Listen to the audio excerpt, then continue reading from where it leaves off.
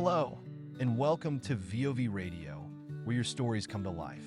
Here, we share real-life experiences, true confessions, and personal journeys submitted by you, our amazing viewers. Every story is unique. Today, we have a special story that one of our listeners has shared with us. At the first, we want to remind you that, because of the sender's request for privacy, we've changed the names in this story, but rest assured, the emotions and experiences are true, as told by the sender. So, sit back, relax, and join us as we dive into this real story of love, heartbreak, and self-discovery from someone just like you. Let's begin.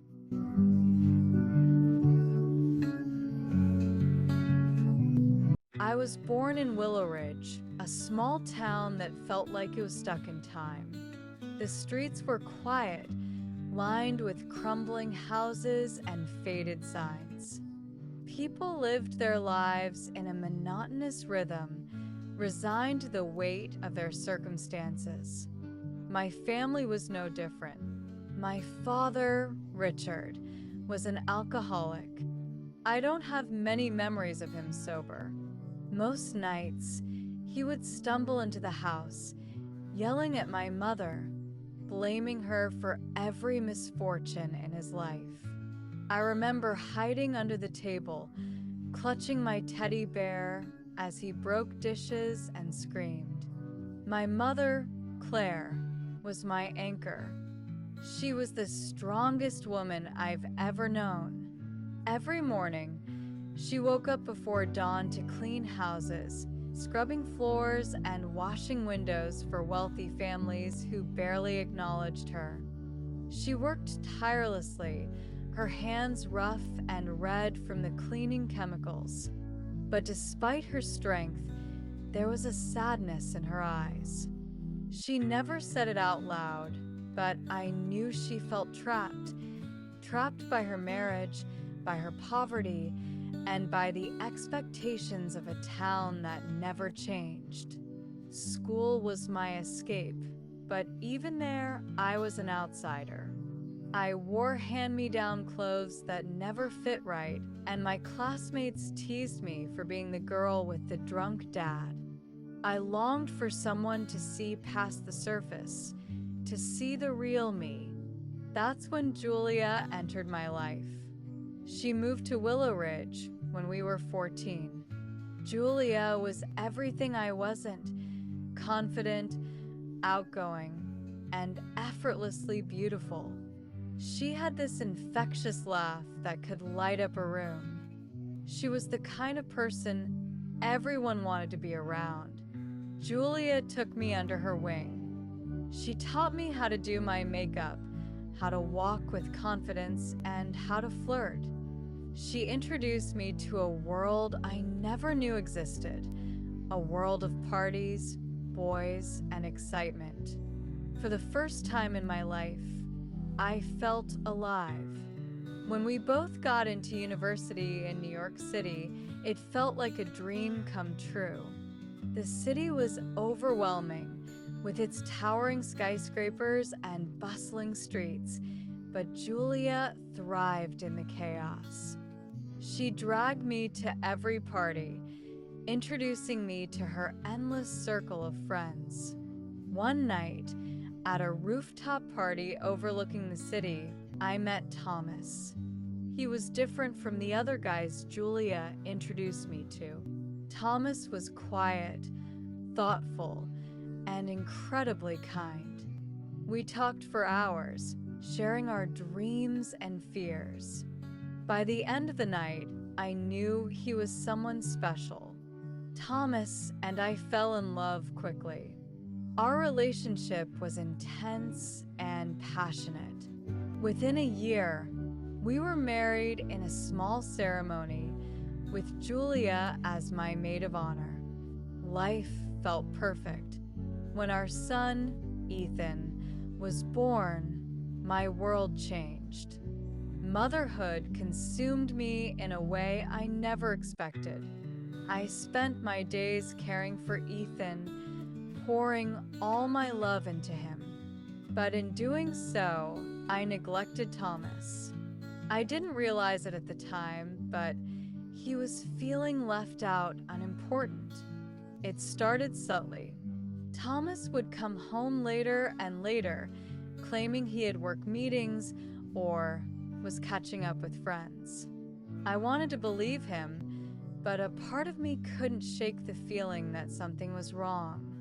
That night, when Thomas told me he had a meeting with friends, I believed him. Or at least I tried to. I had no reason to question him outright, but there was an ache in my chest, a gnawing feeling that something wasn't right.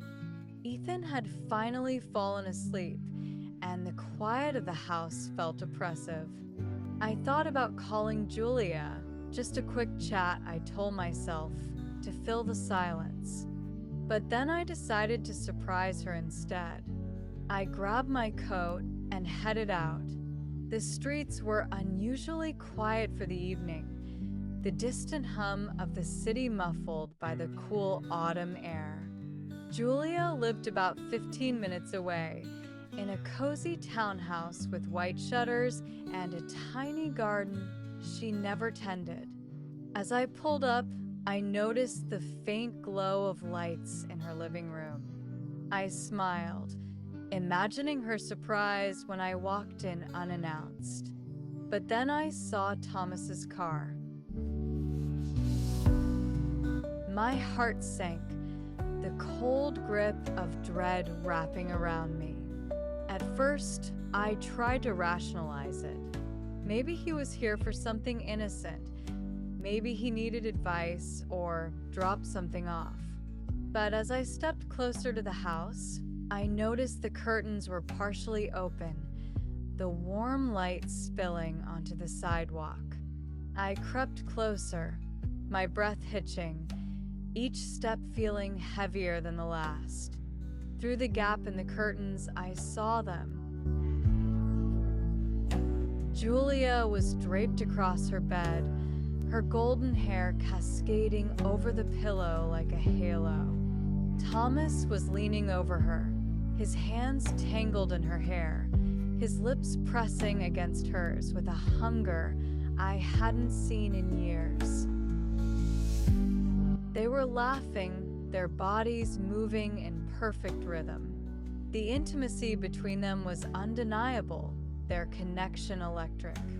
I pressed my hand against my mouth, stifling the gasp that threatened to escape. My vision blurred with tears, but I couldn't look away. Thomas's hand slid down Julia's side, his touch lingering in a way that once belonged to me. She arched into him, her laughter soft and breathy, and he murmured something I couldn't hear. The betrayal was so vivid, so real, it felt like a physical blow. My legs trembled, and I gripped the edge of the window frame to steady myself. The room was dimly lit, their shadows flickering on the walls like ghosts of my broken trust. Julia's room was as lavish and chaotic as she was, silk sheets crumpled beneath them, scented candles burning on the nightstand. A wine bottle sat uncorked on the dresser, the glasses half empty. I couldn't help but notice the little details. The way Thomas's wedding ring glinted under the soft light, a cruel reminder of the vows he had so easily broken. They kissed deeply, their bodies entwined as if nothing else in the world existed. I wanted to scream, to burst into the room and confront them, but my body refused to move. Instead, I stood frozen, watching as my world unraveled. Then Thomas leaned back, his voice low and tender. "You're everything I've ever wanted," he said, brushing a strand of hair from Julia's face. Julia giggled, pulling him closer. "And you're mine." Their words cut deeper than any blade could. The man I had loved, the father of my child, was here, in her bed, whispering the kind of sweet nothings he hadn't said to me in years. I don't know how long I stood there. Minutes? Hours? Time seemed to blur as I watched them, their laughter and whispers mingling with the faint hum of the city outside. Every second felt like an eternity, the pain in my chest growing heavier with each passing moment. Finally, I turned away, my tears falling freely. I stumbled back to my car, my body shaking with silent sobs. As I sat behind the wheel, I glanced back at the house one last time. Through the window, I could see them lying together, their bodies tangled under the sheets. I drove away. The image of them burned into my mind. That night, I didn't sleep. I lay in bed, staring at the ceiling, replaying what I had seen over and over again. The betrayal, the intimacy, the laughter, it haunted me. Over the next few weeks, I became a ghost in my own life. I didn't confront them. Instead, I watched from the shadows. I saw their texts, their stolen moments, their secret rendezvous. They were so blatant, so careless. Finally, I decided I couldn't live like this anymore. I packed a bag for Ethan and left. I didn't tell Thomas where I was going, and I didn't care. I needed to protect myself and my son. For a year, I tried to rebuild my life. I found a small apartment in a quiet town and focused on raising Ethan. But the pain lingered. I couldn't sleep without hearing their laughter or seeing their betrayal in my mind. Then Michael came into my life. He was kind, patient, and attentive. He treated Ethan like his own son and made me feel valued in a way I hadn't in years. But every time he held my hand or looked at me with those tender eyes, I felt a pang of guilt. How could I move on when my heart was still broken? And then, a darker fear crept in. What if history repeated itself? What if Michael turned out to be another Thomas? Now, I'm at a crossroads. Michael wants to build a life with me, but I'm afraid. Afraid to trust, to love, to let someone in. What would you do if you were in my shoes? Could you find the strength to love again? Or would you close your heart forever, choosing safety over the risk of pain?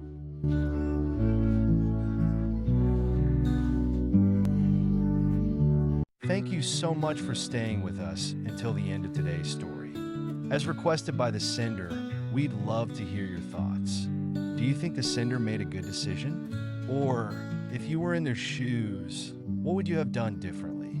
Please share your opinions in the comments below, as the sender will be reading all of them. And if you have a story of your own, whether it's a heartfelt moment, a life lesson, or something you've been through, feel free to send it to us. We'd love to share it with our community. As always, we value your privacy. We'll change your name if requested, and your personal information will never be shared without your consent. If you enjoyed today's story and want to hear more, please don't forget to like, comment, share, and subscribe to support our channel.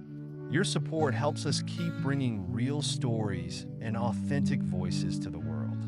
Thanks for being part of VOV Radio. Until next time, take care and keep sharing your stories.